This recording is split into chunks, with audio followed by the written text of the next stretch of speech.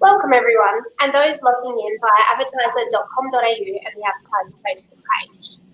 Today is the third and final part of the Future Adelaide discussion panels, proudly supported by the Government of South Australia. Over the past few weeks, we have delved into expert commentary around economic recovery and the infrastructure pathway to growth post-COVID-19 in South Australia. Today, we focus on wellbeing.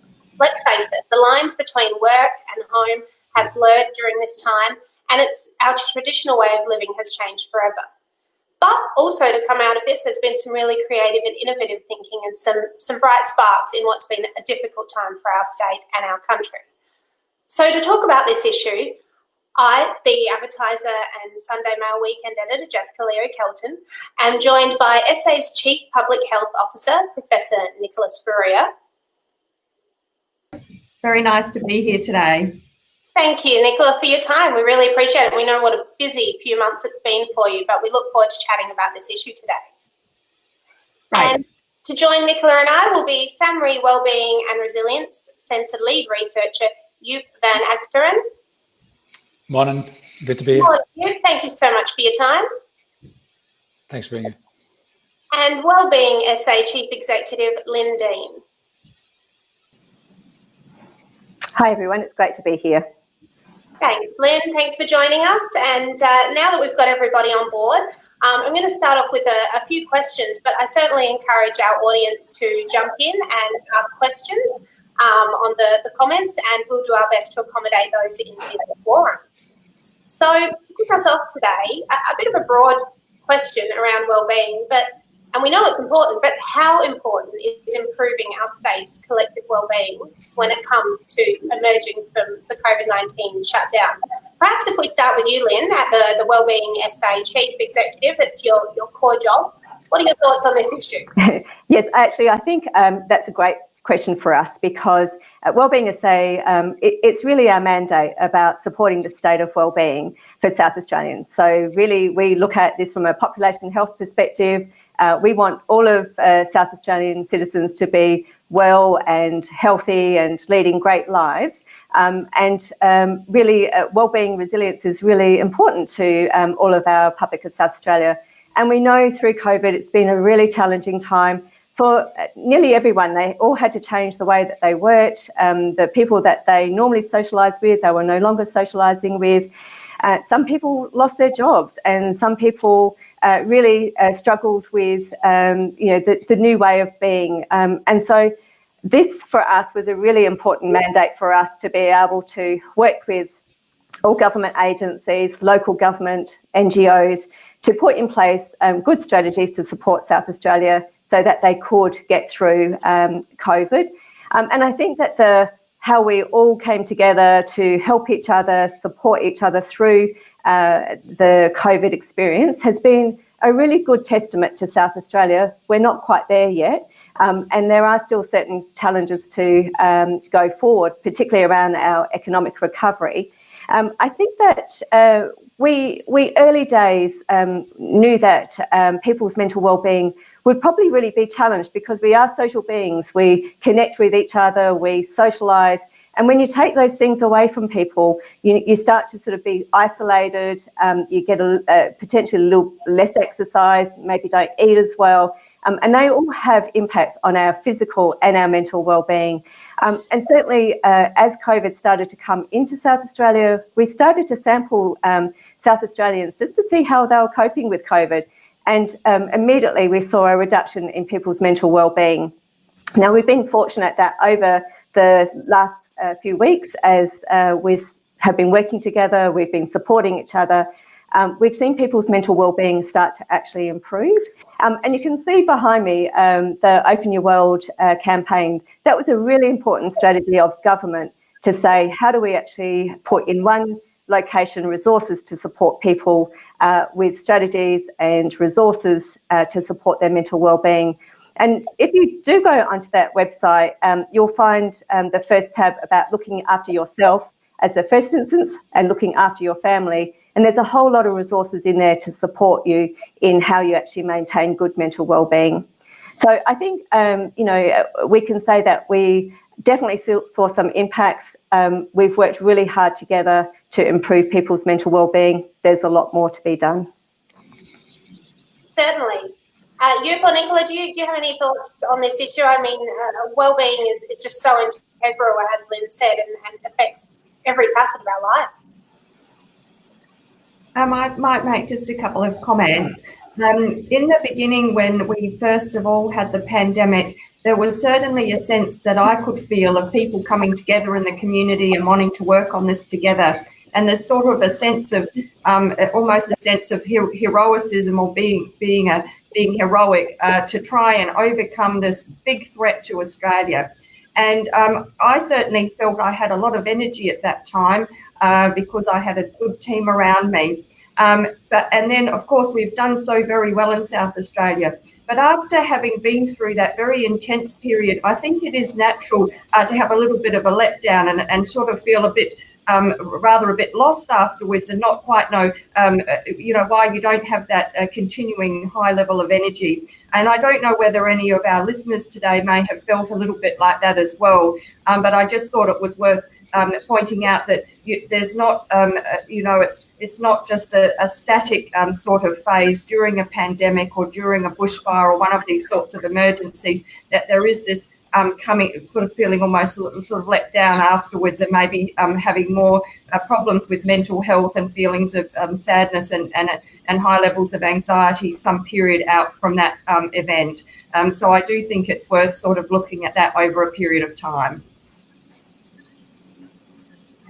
Certainly, I think that's a very good point, and I'm sure many people watching this may have felt that way, that you have that adrenaline when you're going, and then suddenly we sort of stop and we're coming out of this, which is really a positive, but you just feel that little bit off. I mean, part of that, I guess, is about also testing our resilience, which is my next question for you all, and probably one that's right in your wheelhouse, Joep, in terms of what we've learned about our resilience as a state during this time.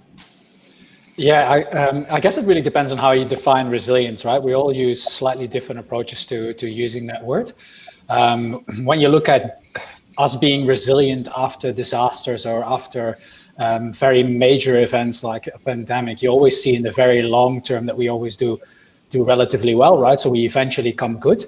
And we've seen that here as well, right? So we've seen that we have worked together and we're coming out of this now feeling, okay, what is this sense of what can we do next? But the immediate short-term response, when you look at resilience from how do we deal with stress and what is our perception of can we actually deal with more stress and adversity when it arises, we actually see that that's fairly low at the moment. So I think Lyn already referred to some of her data collection before. We did our own independent data collection, and what we see is that people feel that at this moment, their resilience from an individual perspective. So do I feel that I have the ability to deal with stress and cope properly? That's pretty low at the moment. And even though that it eventually might come well, it doesn't mean that at this moment we shouldn't be looking at ways to improve that. And as a state, we have all that capability here to make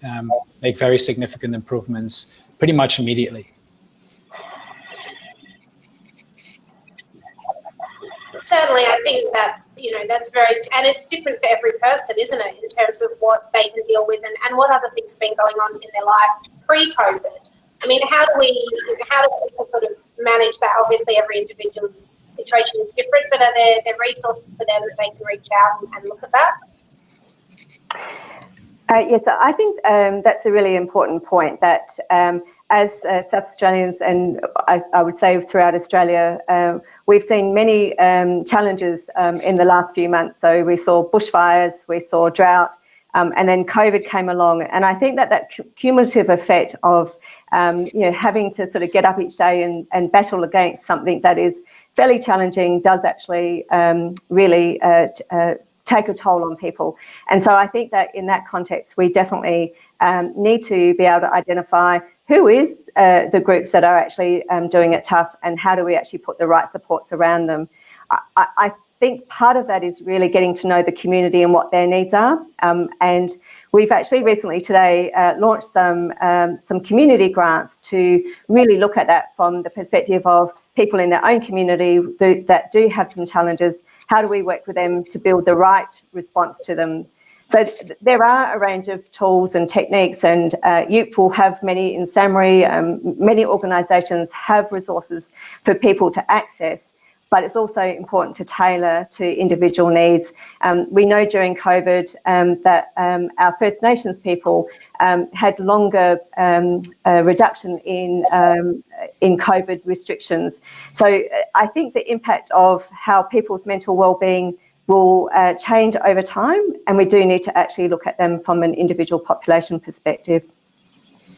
Can I add a little bit to that? It's often easy to get lost in semantics, right? Like I think that resilience means something to me, and therefore what that means to me, I cannot apply to others. It's important for us to realize that there are scientific and other metrics that actually define resilience, and we from the scientific community and from a government perspective use these metrics to determine whether a community or individuals are resilient.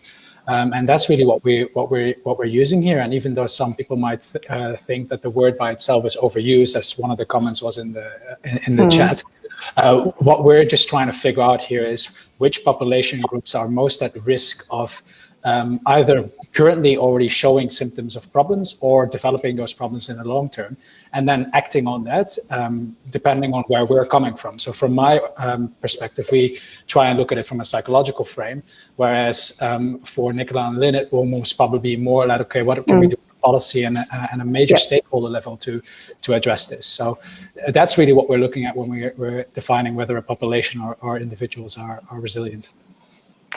And I think that's a really important point, when we look at wellbeing, and obviously resilience is really important in wellbeing, but we also think about not just the psychological. So in that context, if people are physically well and emotionally well and socially well, then they're more likely to actually have those resilient capabilities. So I think that it's really important to think about it as those three factors coming together. Resilience on its own, you might actually have good resilience, but you can still have poor health and poor mental health. And so it's not one size fits all. And that's a really good point, Lyn. I think certainly mental health comes into play largely in this. And I think the pandemic has affected every single one of us globally. And it's hard to tell what impact this is expected to have on individuals' mental health, but from a collective perspective, what is that impact, and how do we perhaps begin to address this? Nicola, is there any thoughts given your medical background? Look, it is a very difficult question because everybody's in a slightly different situation, but there are some things that I think have contributed at a population level quite significantly, and one of the issues that I see going forward is that we haven't, whilst we don't have cases in our own state, people would be very aware that it's still a major problem overseas, and we still have the threat of COVID. And so, just even knowing that it can be in the back of people's minds, and so it's can be an ongoing stressor. And I also think that across the whole of our population, there have been sort of marked differences between how people have been impacted. So as Lyn said originally, there have been people that have lost their jobs over this, and there's this ongoing, of course, a lot of concern about our economy in South Australia. And we, as a society, I guess from both of those perspectives, we don't have a clear picture of where we're going to end up. And so when we're in a state of a bit of uncertainty, that is when we can feel more stressed. So those are some sort of at a population level, maybe some of those stressors. So I guess trying to get as much good information and trying to get as clear a picture of where we are and where we're heading in the future. That is, I keep looking at that from my perspective in my position. And trying to provide, as much information and certainty as I can, even though we are in an uncertain world. I think that's a really important point, Nicola. Certainly from our perspective, when we've been trying to think, well, what are the types of things that we need to have in place ongoing?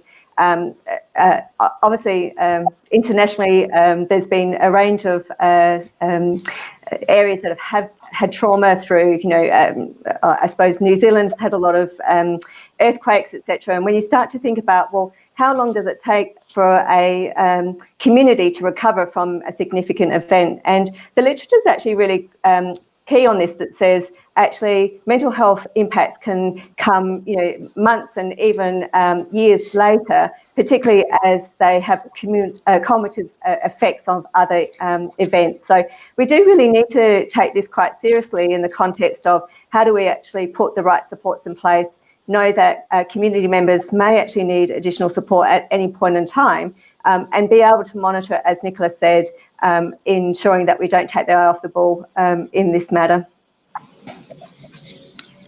Certainly. Just on these themes, in fact, we've had a few questions come through from our Facebook audience that I wanted to put to you, and I'll throw it out there for whoever wants to jump in, but that it's more specific for. But one from Julie Masters on Facebook, who says, the wellbeing of residents in nursing homes, when are they allowed to go out and rejoin family days and other social events? Obviously, that's a very tough one and a delicate balancing act there. So that is a very specific question, and it's certainly, we've been very mindful of the restrictions in nursing homes, and I'm pleased to be able to report that the direction has been recently changed, and I understand that it has been signed actually. So like lifting the restrictions in other parts of our community, we are very keen to lift the restrictions, and it's very important for even people that, of course, we'd consider more vulnerable from a COVID health perspective, are also able to see the light at the end of the tunnel in terms of lifting of restrictions. There was also another, sorry to jump in, but I saw another question asking about changing facilities, because that can limit the ability for people with disabilities to access, for example, swimming pools. And I'm also pleased to be able to say that we are looking at being able to reopen the changing room facility. We haven't gone as far as to suggest using showers at the moment. Really, the change room issue was something that our Australian Institute of Sport had recommended, and it's to do with crowding in the change rooms rather than anything else. But hopefully all of these things will improve things for vulnerable populations, as has been asked in the questions there. Fantastic. Thank you, Nicola. And while I've got you in terms of lifting restrictions, that does seem to be a bit of a theme with some of the questions coming through from the audience. And obviously we've been very lucky in that we're starting to emerge, but it's a step-by-step approach. One of the questions we've had through is from Karen O'Reilly, and she's asked, when will CAFs be open to be able to have face-to-face appointments, which, as we know, for new parents is actually a lifeline. Is there any update on that, or is that something that we, question on notice there? I might even pass that over to Lyn. You may have some more updated information because basically our healthcare facilities are really going back to a place of more or less normality, particularly outpatients. So I haven't got any information directly from Child and Family Health Services, but I would have thought that those sorts of services should be up and running fairly soon.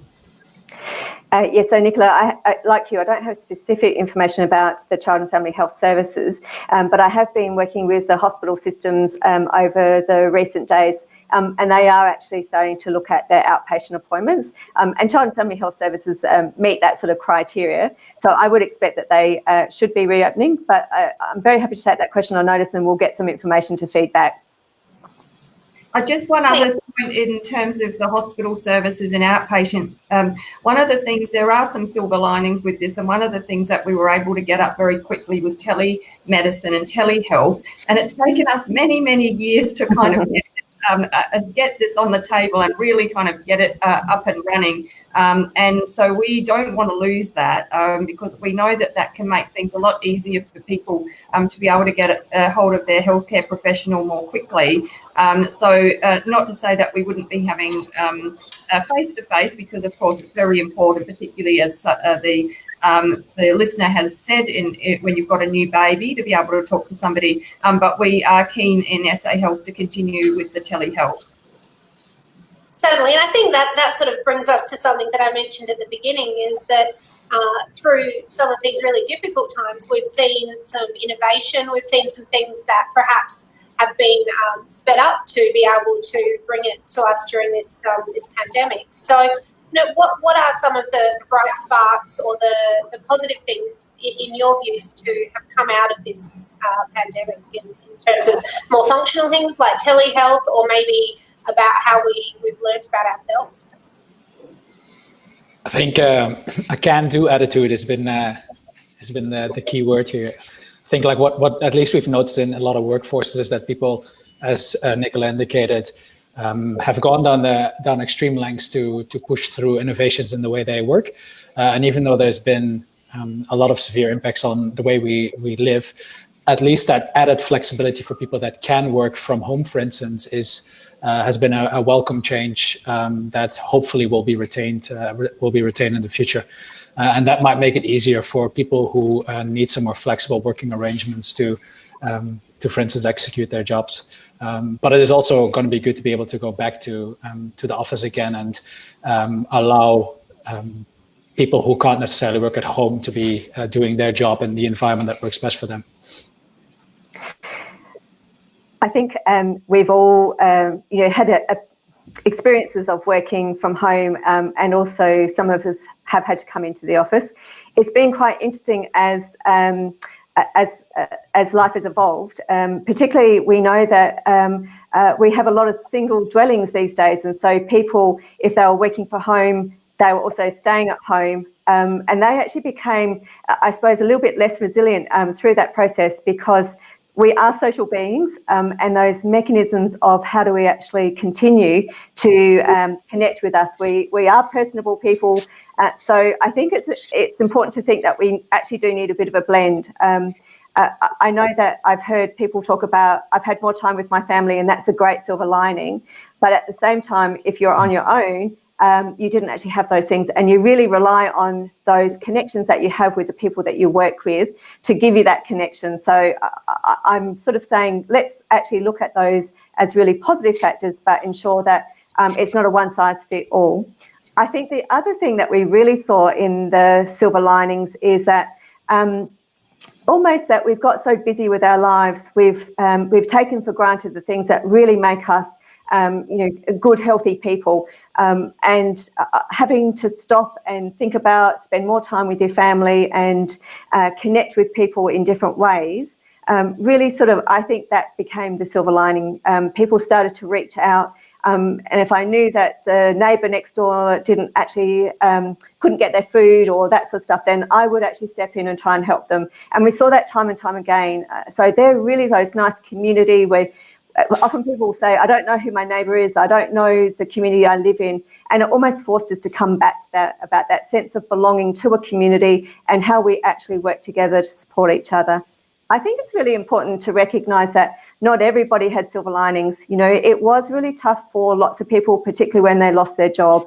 And I think that they're the things that we really do need to be mindful of, ensuring that it's okay for you to say, well, actually, it was really tough and I can't think what my silver lining is. But our message around that is, one small step at a time will get you through this, and that focus on those sorts of things, and find the good in that, and know that there are people there to help you to get through those silver linings. I just had to follow up a comment, Lyn. My mother noticed as an older person that during the COVID period of time, people were really friendly in her community and would say hello and, talk to her over the fence and such like. And she's really hopeful that that will continue in the future. But she did say, I have family in New Zealand and I have an aunt in Christchurch. And after the massive earthquake in Christchurch, my aunt said actually people there was a sense of community and people were really friendly with each other, but it actually wore off after about 12 months. So, I don't know how you sustain that sense of community, but it would be a pity if we lost that. Certainly, and I think that plays into one of our questions from one of our audience members around sharing of this resilience research with councils and other bodies. I mean, is a silver lining to come out of this that we are, from a policy and strategy level at all levels, perhaps, and even in workplaces, prioritising wellbeing and resilience a bit more than we did before, and how do we keep that momentum going? Yeah, I think that's a really important aspect of knowing that our wellbeing and our resilience is really the thing that holds us together. For me, the bringing together of local government, NGOs, state government, we actually all continue that we're all in this together, and I think that sometimes we get a bit siloed into our own patches. For us to really maintain we are all one community, and how do we actually do this together as a community, crossing those barriers are really important. And certainly from my role in Wellbeing SA, we actually work really closely with local government, we work really closely with NGOs, and we work really closely with other state government. And the more that we can start to take the learnings from our COVID experience, really, I suppose in a way, pool our funds, rather than saying here's health or here's education, how do we actually work together, bring in NGOs and local government to put the best resources around the population to ensure that everyone gets good access to services. Yeah, and that might be one of the real silver linings out of this, is that we are having a little bit more of an open approach to seeing where we can find synergies with other people and other organizations around us. So while I'm really applauding the approach that government has taken into strengthening the ties with NGOs and other departments, what I'd really love to see is if we can strengthen those ties to academia, so the 3 universities that we do have here, the research institutes, and workforces and private industry, because there is still a lot of duplication happening. There's a lot of expertise that is being shared, and there are a lot of inefficiencies that we can improve going forward. We have a relatively small, compact state with a large majority living in a central spot with excellent access to expertise and local ability. I hope that will be one of the growth moments that we can find from this pandemic, to say, okay, how can we work better together? How can organizations like mine work better together with government and with private industry to find solutions? So next time when we get hit with another shock, we are just a bit more ready than we were now. As you always have after every event, you just hope to build on the reaction of a previous event. And that's really what I hope that we're going to be able to get out of this.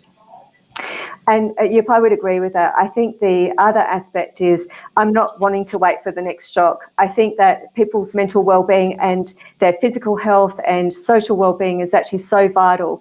And so the things that we've learnt through this and the resources that we've developed collectively, how do we actually maintain, grow them, and use them to actually have even better resilience before that next shock comes along, because there will be another drought, there will be another bushfire, and look, COVID hasn't actually completely dissipated. There are the potential that we will have to look at COVID in lots of different ways, and Nicola will be able to give us much better ideas about that. But, we're not through COVID yet, and we need to sort of continue that momentum of working together to build good mental wellbeing. Yeah, can I quickly do a final add to that? It's we often think that well-being operates on a single spectrum of mental health, right? And we sometimes use mental health and mental well-being as a proxy for mental illness. It's very important that we all recognize that we need to invest in positive states of mental health, in well-being, as a separate, distinct target area than mental illness. And a lot of the response often goes to treating mental illness and making sure that we prevent mental illness. But the way we address it, measure it, and intervene in it is slightly different. And I know that Lyn, you're on top of that, but I hope that the rest of society starts to think as well-being as its own thing to mental health and mental illness. Yes, completely agree. Another question that's come from our audience, and whilst I suppose it is linked to our well-being in terms of we've tasted a bit of freedom. and we've had some restrictions relaxed. But now we've got a lot of people on the audience asking about the relaxing of the square metre rules, so in venues, and certainly something that a lot of people are keen to hear when that might happen. So when do we turn around and everything is as it was before? Perhaps that's one for you, Nicola, but I'm also interested to know about the mental headspace we're in, that once you start, we will, as a state, I think, very good at adhering to restrictions, and that's why we have the great results we do now. But certainly once you get a bit of a taste of freedom and a return to normalcy, that there's this real appetite to accelerate that. So firstly, for our questioners on the Facebook, are there any timelines on those square meterage rules being fully relaxed? And secondly, more broadly, you know, how are we responding to this process of restrictions being relaxed? So that's a very complicated question, but it's a very good question. And one of the things that I can say is that this is I'm spending a lot of my time, and my team is spending a lot of their time on, and this is at the forefront of the minds of the Transition Committee, which is making recommendations about lifting those restrictions. I think the first thing to say is that whilst I'm pretty confident that we haven't got undetected cases in South Australia, until we have a vaccine, COVID is still in the world, and we already can see that in Victoria. You know, I feel it's really tough for people over there at the moment. They're wanting to have their restrictions lifted as well, similar to ours, but unfortunately they are still getting cases of community transmission, and over the last couple of days that's been a little bit higher, and I know that's been a concern of their health officials. So when we're going forward, unfortunately we can't, you know, wind back the clock and go back to pre-COVID times. We still are going to have some level of restriction. Now that may be simply continuing to enhance our hygiene and making sure that we're not going to work and making sure we get a COVID test if we've got symptoms.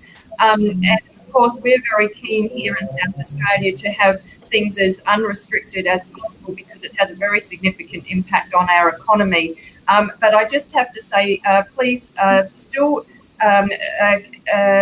we still are going to have some level of restriction, and please all be patient with that as we're working through that. And we've got a lot of experts looking at it from all different directions. But I know what you mean. You get a taste for it and you think, yeah, it'd be great to be able to do more. I very much enjoyed going out last night with a small group from my work, able to go and have a drink after work, and it was lovely. But it was, you could see in the place that I went to, there were very few other people because they were very limited in the number that they could have in there. It wasn't quite the same as your normal Thursday night after work.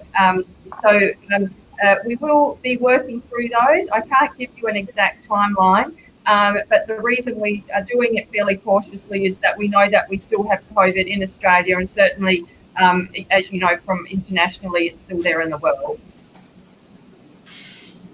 Certainly. And Lyn, do you have any thoughts around this situation where we are wanting to really accelerate forward, but we do need to continue to be cautious? I think that, we see, it's really great to see that when you're out in the community. I went to the hairdresser last night. They were cleaning down benches. They were cleaning down areas that they were, having customers. We were socially distanced. And in a way, for me, that is the new norm. And as we start to increase the number of people who come back into locations, whether that's dining or socialising or usual sort of activities, those fundamental principles actually need to remain. And the washing of your hands, the sanitising, keeping at least a little bit of that distance. And our big message to people is don't come to work if you're sick, don't go out into social events if you're sick, you need to stay home, which probably we all should have been doing always. But I do acknowledge that that we do need to socialise, we do need to sort of connect with people to maintain that well-being. But to a degree, I think some of those fundamental principles are the things that we need to stay in place. And I think we mentioned it a little bit earlier, that sense of community, of being nice and supportive and helping each other, is something that will enable us to do that successfully.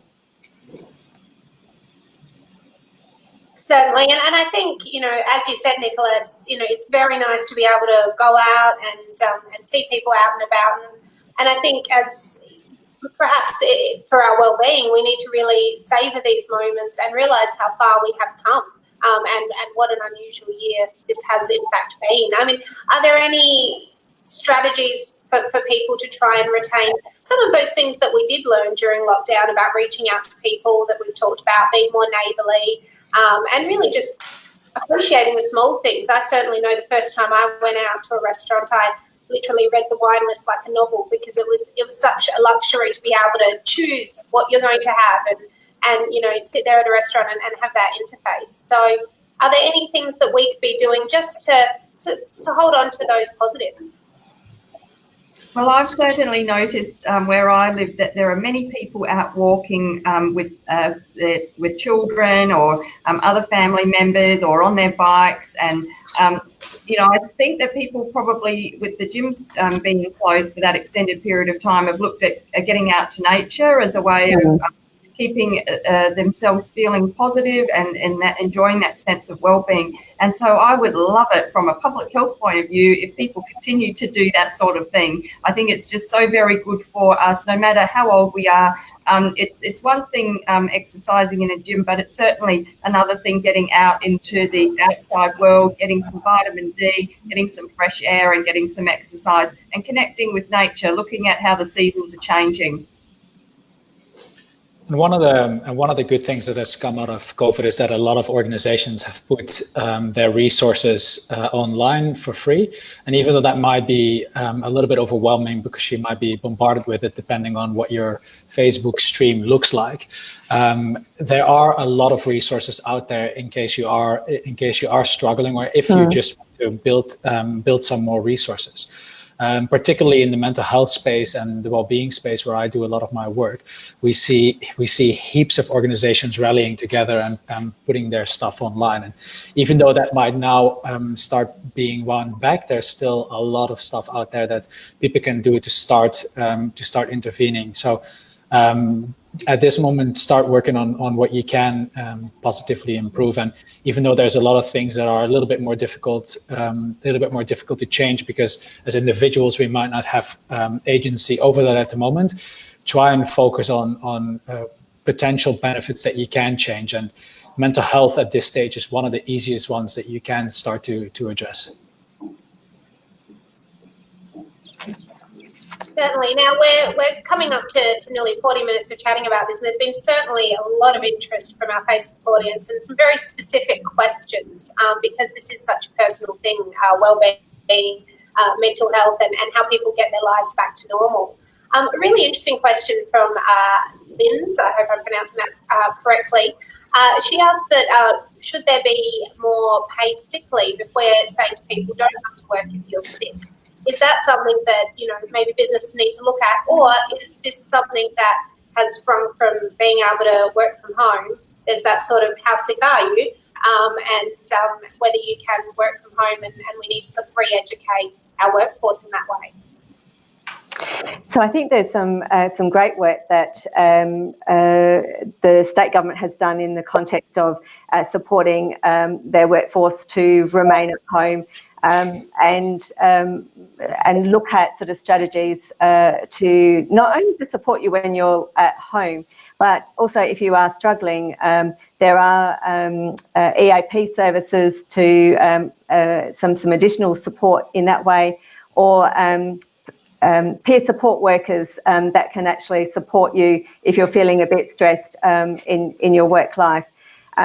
So I think it's important that if you are working from home and you are feeling a bit stressed, you do need to actually tap into those resources. Early intervention is really important.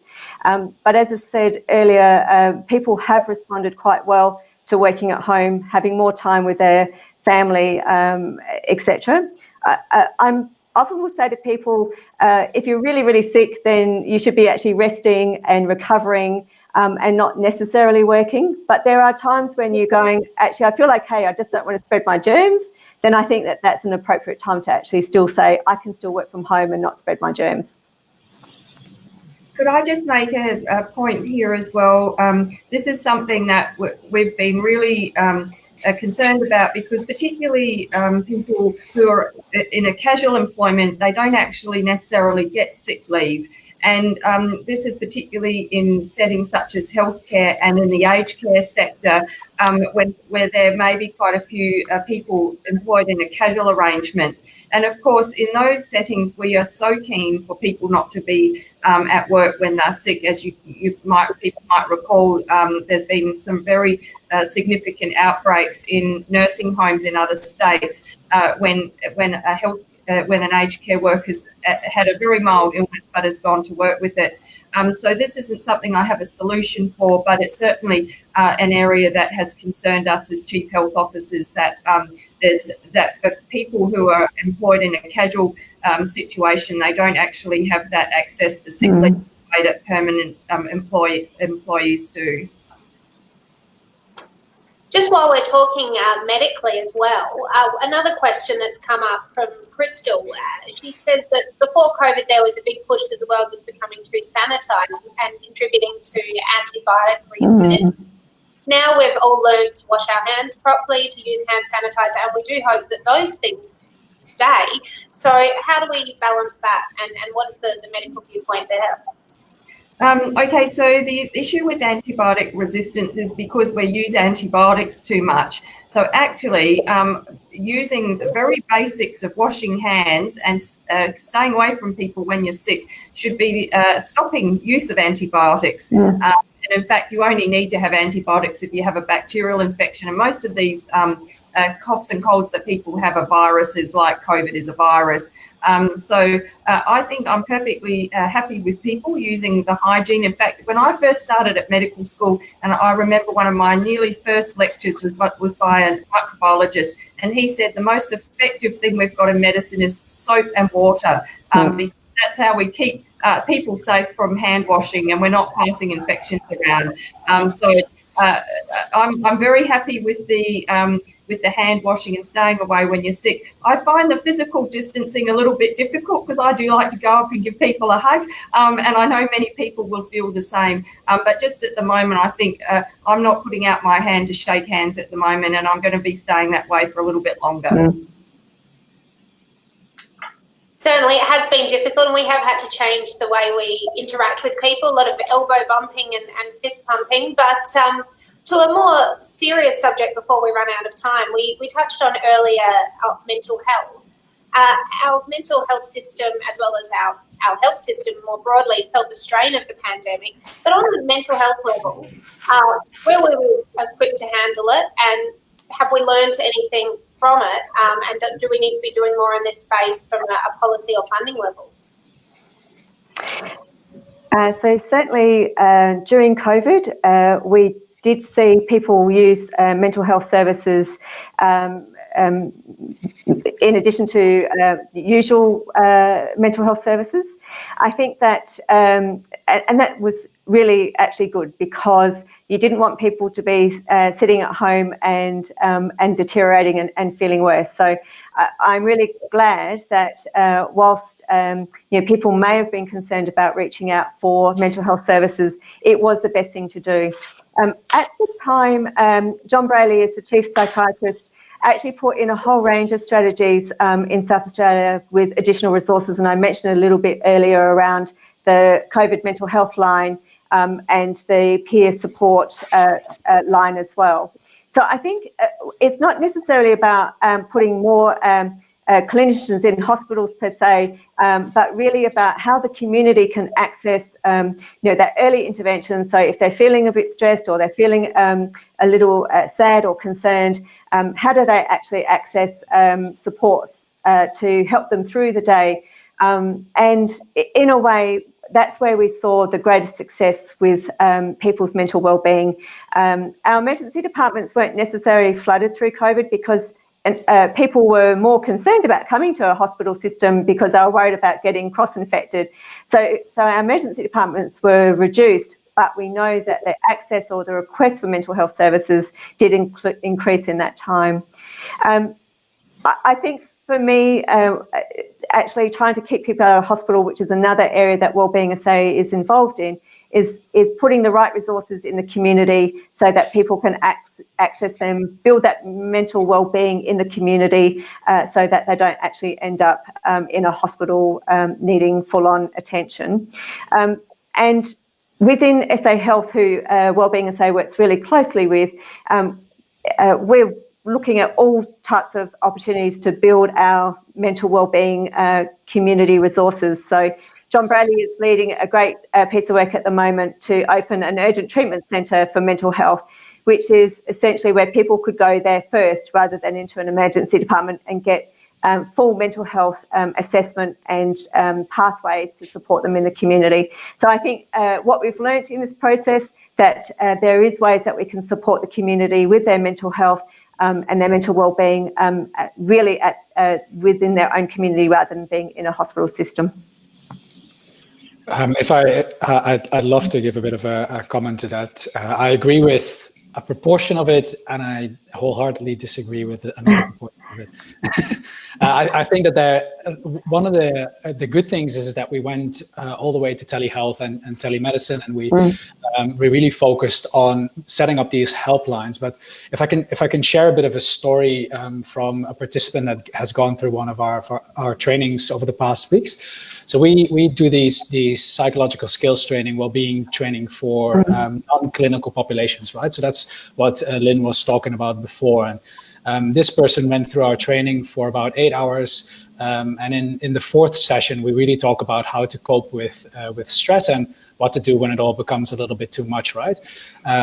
This person stayed on after the training and said, "You've now told me exactly where the professional help service is, how to contact it. I know the telephone number, but how do I make that call?"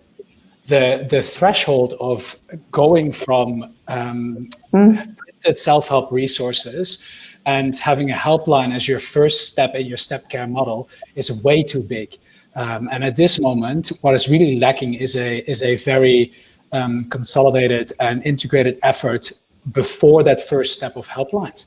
And in our, from March onwards, we released our program online, the Be Well plan. And over the past 2 months, we've had over 15,000 people visit that website. That's 15,000 people more than what we normally have. It's actually 17,000 if you look at our normal website.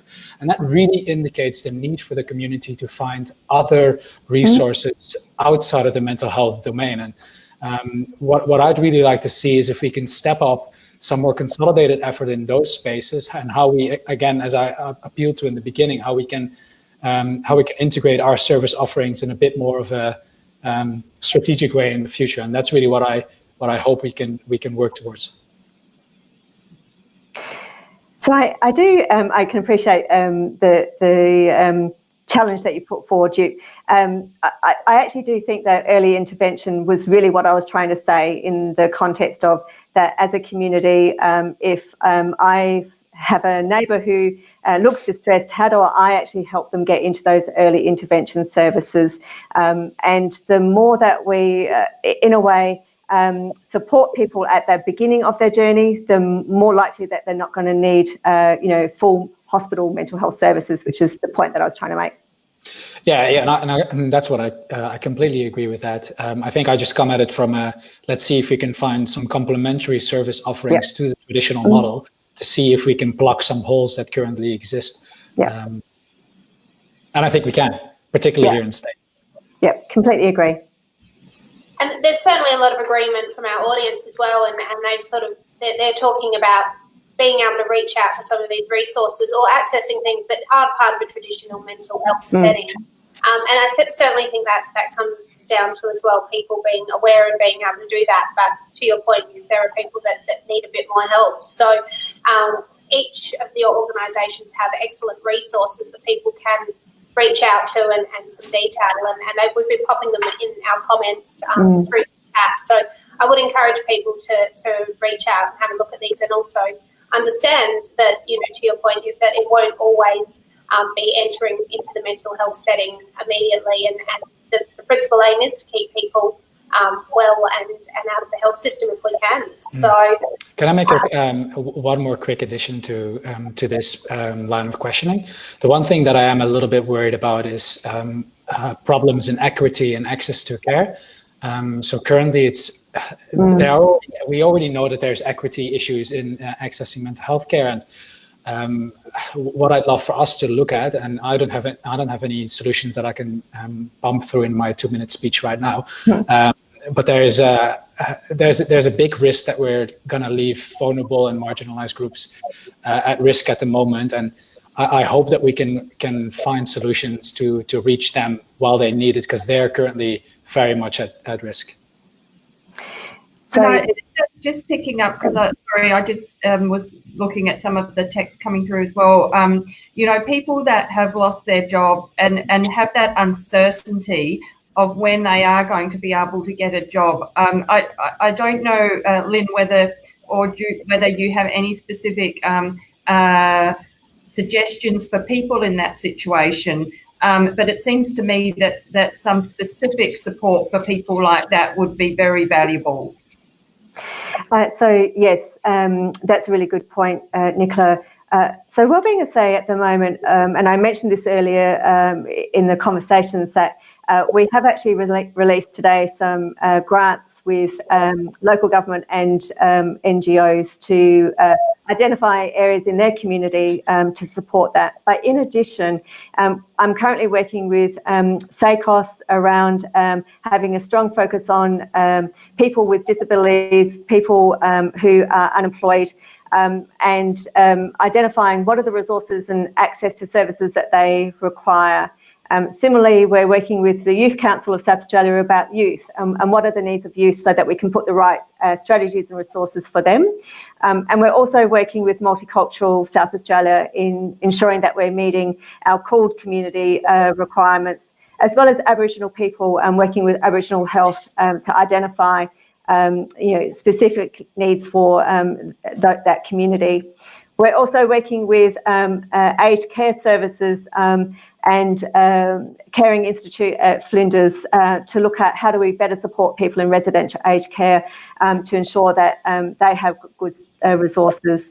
So I think it's really important to identify that the work that we've done at the high level, at the population level, is so that people can access services, but we really are aware that there are groups that are priority areas and that they need additional resources, and that's the current work that we're doing at the moment. I keep looking for like the thumbs up button on this thing to give likes, but it's missing. Maybe we should give some feedback to Be Live or whatever the problem is. Well, I can tell you, we're getting a lot of likes from our audience and a lot of feedback with people very much agreeing. And I would stress to anyone watching this to look for those links in these comments, reach out to resources like Open Your World, and also if anyone's really struggling, there are lines like Lifeline, Beyond Blue that you can call.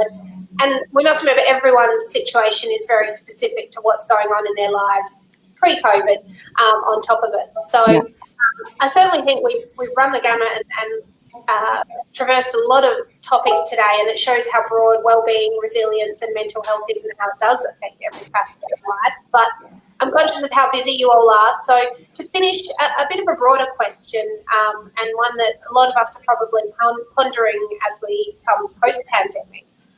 But will we ever look at world the same after this? Some deep stuff.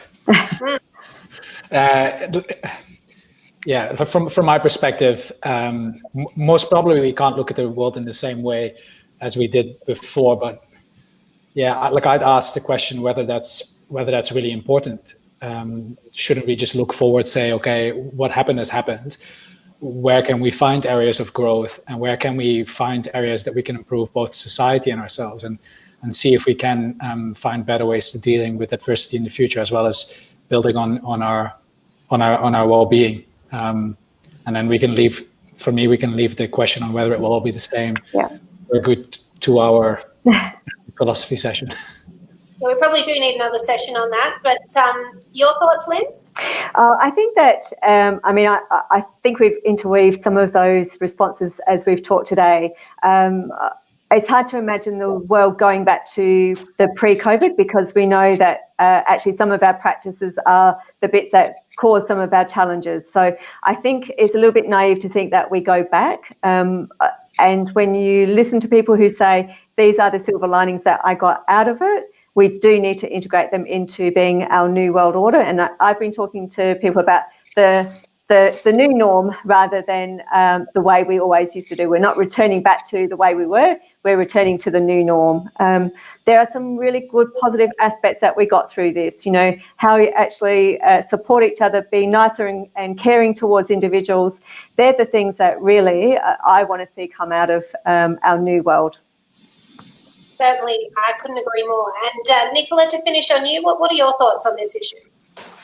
Look, I have to quite frankly say I just see one day at a time at the moment.